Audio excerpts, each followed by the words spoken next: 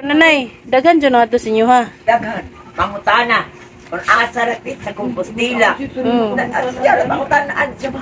Lalo ko man mo. Ang ganda ka na Oo. Oo. Siya, asa rapit sa Compostela. Ako wala makaabot sa Katipunan.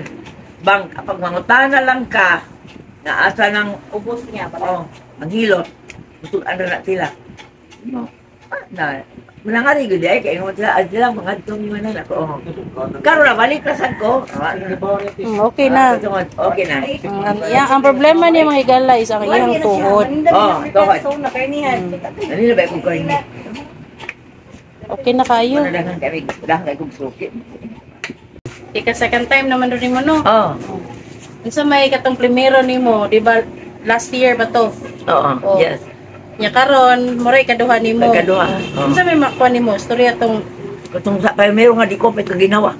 Nya imor kong gi tandog akong kalawasan. Paabot sa amo ginawa ko. Oo. Nya mo to wa na gyud ko. Wa man ko kuan, wa man ko maingon nga mabalik ko nimo kay ayo naman in town ko kaisa lang. Oh. Thank you Lord, salamat nga naayo ra gyud ko. Karon sad nakayumlong na ko kay ang sumo nga akong paglakaw.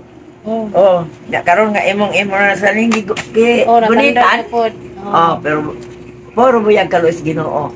Na, ilakaw na ko. Active na prayer buyag. Oo, ilakaw ko na, ilakaw ko na.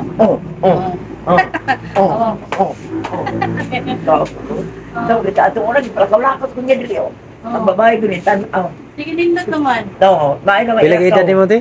75. 75. Praise the Lord. Taga Danau. Taga Danau. Dinakot. Shout out sa mga taga Danau. Ngari mo dire, mao tong sa amo. Katong gipangutaw na jud ko nila nga kun asa ko na ako Compostela.